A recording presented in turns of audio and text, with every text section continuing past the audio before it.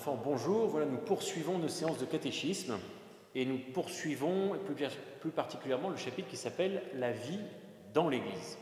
Nous avions vu d'abord l'Église peuple de Dieu, puis nous avions vu l'Église corps du Christ avec la structure de l'Église institutionnelle, et puis nous avons vu ensuite l'Église temple de l'Esprit Saint.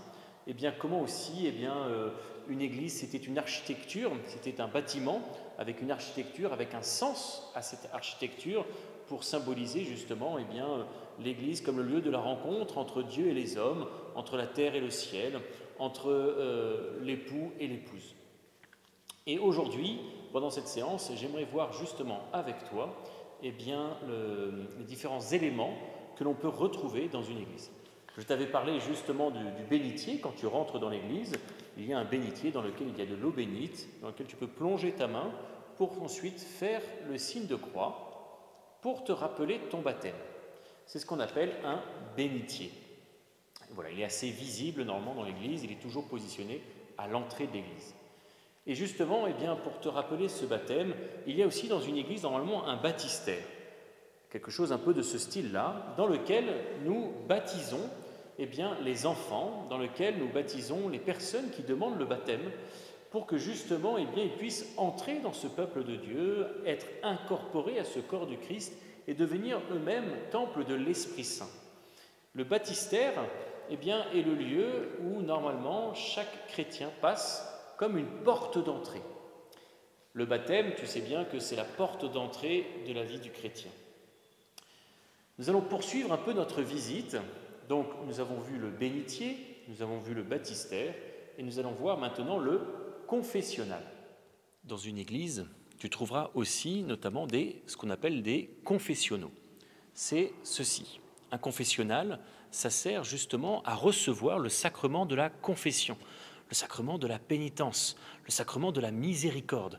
Et donc, tu vois ces objets-là, ces éléments-là qu'est un confessionnal, le pénitent, c'est-à-dire la personne qui va demander la miséricorde de Dieu, qui va demander le pardon de Dieu, va se mettre ici, et le prêtre, lui, va se mettre à l'intérieur en remettant sur lui ce que l'on appelle une étole violette. Une étole violette pour symboliser justement le temps de pénitence. Tu vois, pour qu'il puisse donner le sacrement de la confession, le prêtre porte une étole violette pour donner cette miséricorde. Et ce confessionnal, tu en trouves dans toutes les églises. Et donc je t'invite, lorsque tu rentres dans une église, à repérer le bénitier, à repérer le baptistère et à repérer aussi les confessionnaux.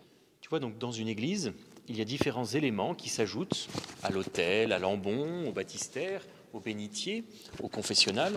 Il y a aussi ce qu'on appelle des autels. Des autels qui sont des autels plus particuliers, avec une certaine dévotion. Ici, nous sommes à Saint-Jean-Baptiste de la Salle, avec l'autel du Sacré-Cœur. En fait, tous ces éléments-là sont là pour t'aider à vivre ta vie de chrétien, pour te faire grandir dans la foi. Et puis aussi dans ton désir de la sainteté. Tu vois, s'il y a un appel pour tous, c'est la sainteté. Dieu appelle chaque homme, chaque femme à la sainteté. C'est même le désir que nous devons tous avoir. Et c'est même ce désir que j'ai aussi pour toi. J'ai ce désir de la sainteté pour toi. Mon plus grand rêve, c'est que lorsque je serai mort et que je serai face à Dieu, c'est que je puisse dire « j'ai connu un saint, j'ai connu une sainte ». Et tu vois, ce qui est important pour nous, les saints, les saintes de Dieu, ce sont un peu des exemples, si tu veux. C'est un peu des héros, c'est un peu des modèles de la vie chrétienne. Saint Ignace de Loyola, qui voulait devenir soldat, qui voulait devenir guerrier, lisait les grandes histoires de guerre, etc. Et un jour, alors qu'il était blessé et qu'il a été alité pendant de longues semaines, confiné, si tu veux, un peu pendant de longues semaines, il a lu la Bible, il a lu aussi les histoires des saints. Et à la lecture des histoires des saints, il s'est dit « Moi, j'ai envie de leur ressembler.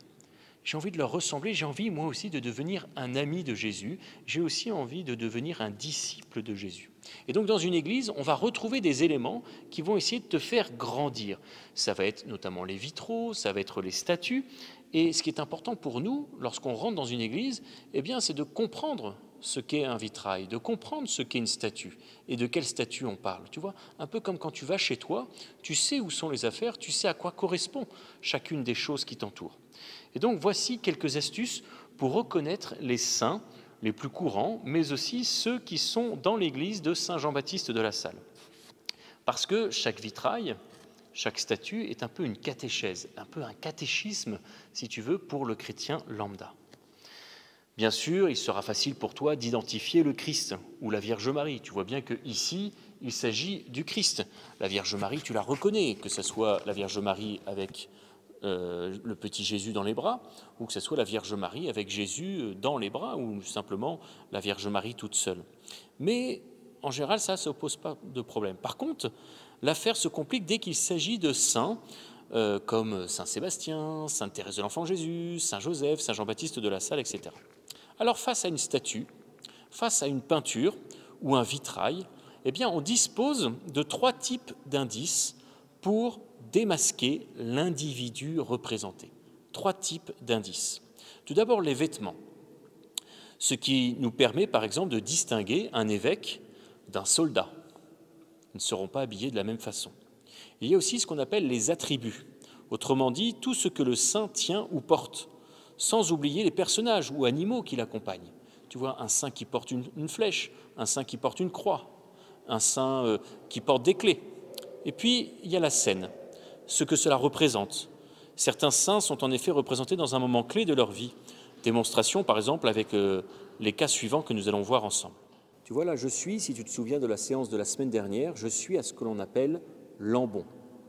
Derrière moi, tu vois la fresque, et sur la fresque, tu vois 2 personnages, avec marqué Luc, 3 personnages, pardon, avec marqué Luc, Marc et Matthieu.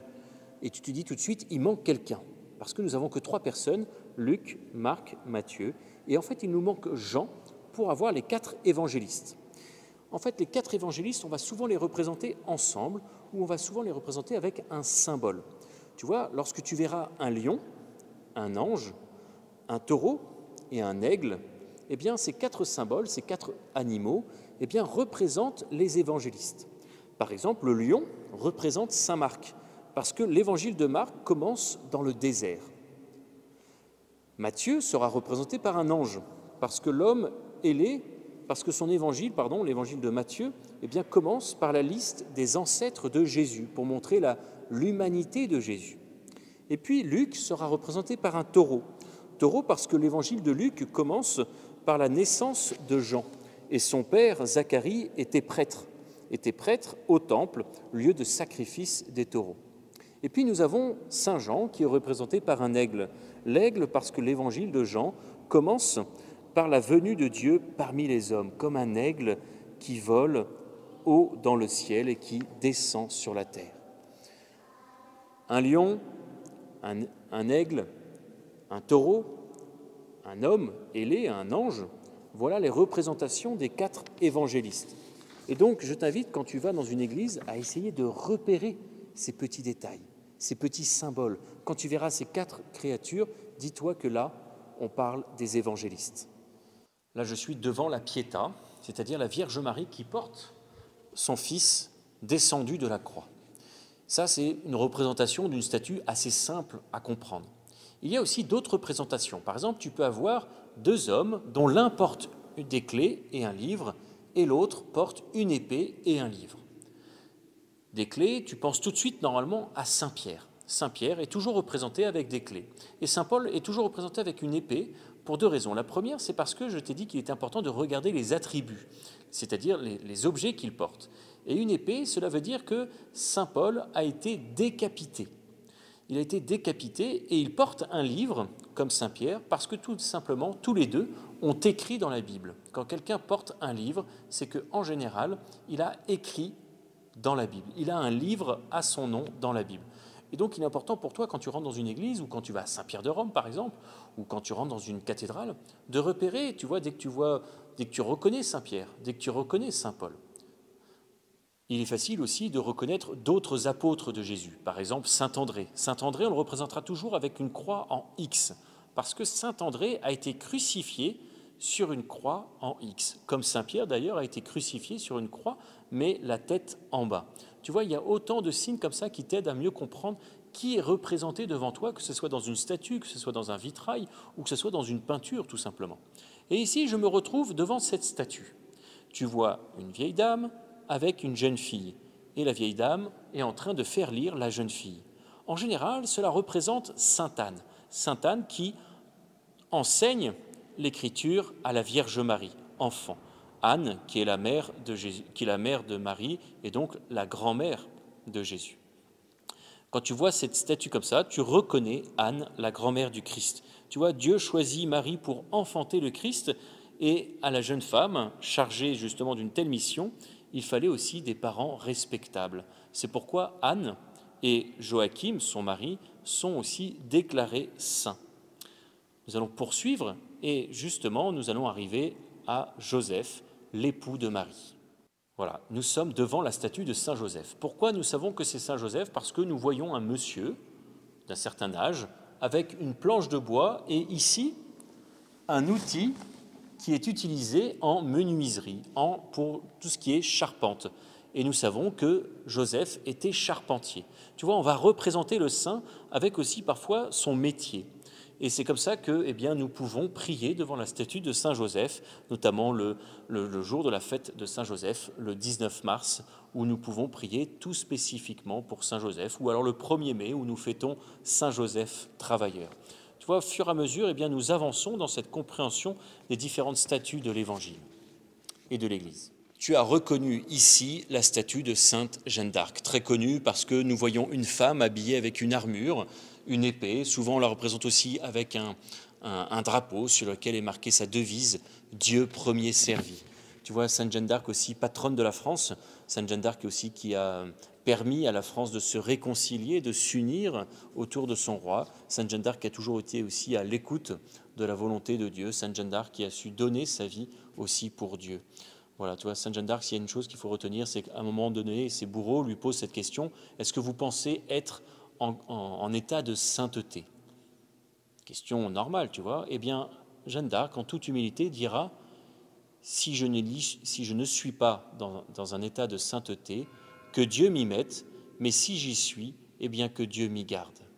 Nous allons poursuivre notre visite. Voilà, nous avons aussi cette statue du curé d'Ars, le curé d'Ars qui fut un prêtre du 19e, et qui a su rechristianiser la France. Le curé d'Ars qui est assez reconnaissable par sa façon d'être habillé. Et ici, je suis devant la statue de Sainte Thérèse de l'Enfant Jésus. Comment on reconnaît que c'est Sainte Thérèse de l'Enfant Jésus? Parce que déjà, elle est habillée en religieuse. Et s'il y avait de la couleur, son habit serait de couleur marron, parce que c'est une carmélite. Elle est habillée avec la tenue des carmélites. Tu vois, un voile, un long manteau, et puis elle tient aussi une croix avec des fleurs.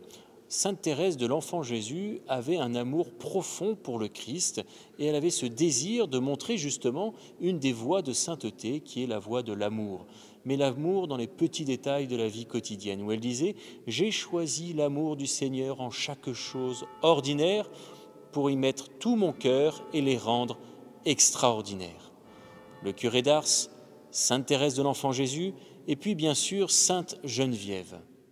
Nous avons donc aussi Sainte Geneviève qui, cette année, revêt une couleur toute particulière parce qu'aujourd'hui, nous fêtons les 1600 ans de la mort de Sainte Geneviève.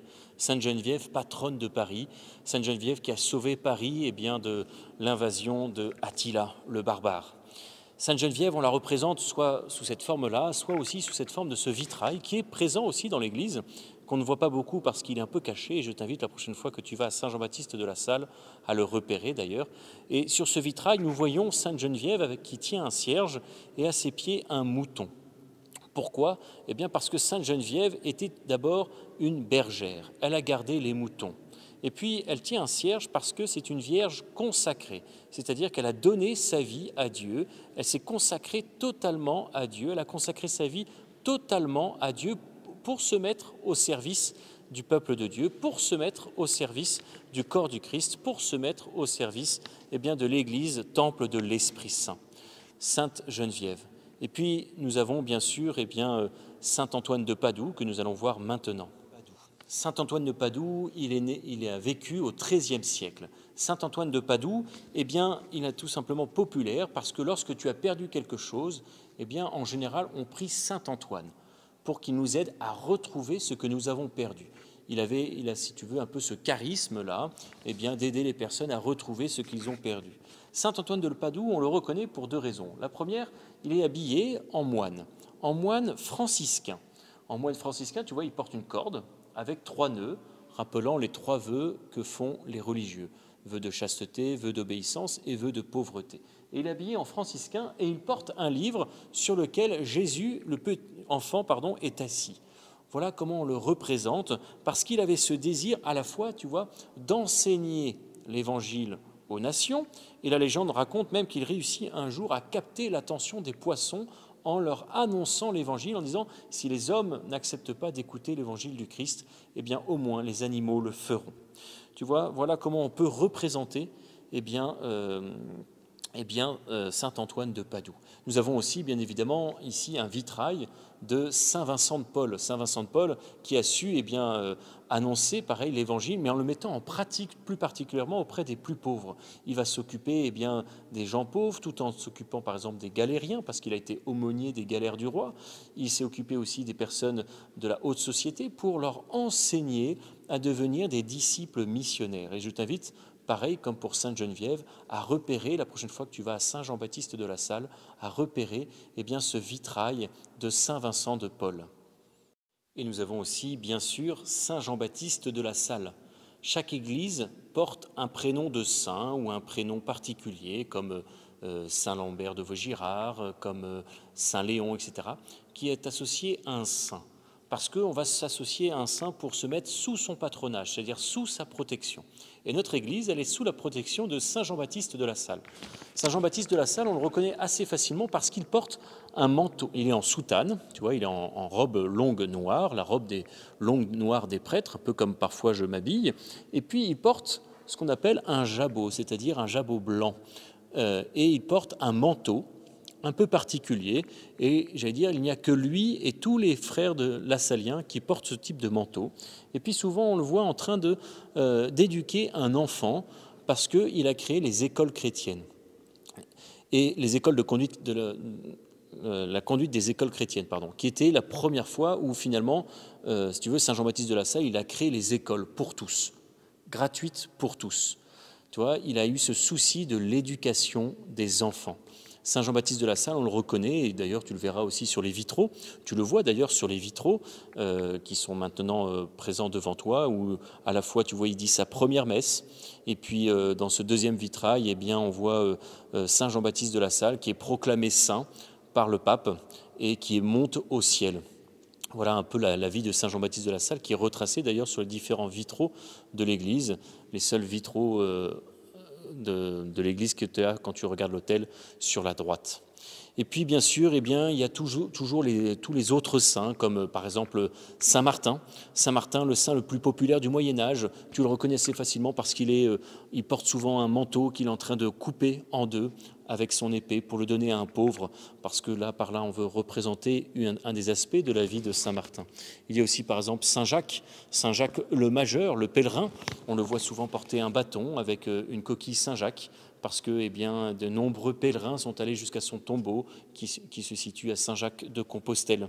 Nous avons aussi par exemple Saint Roch. Saint Roch a cette particularité souvent de relever le pan de son manteau, parce qu'il y a une plaie et un chien vient lécher ces plaies, un chien qui est venu guérir Saint Roch. Souvent on prie Saint Roch pour les malades.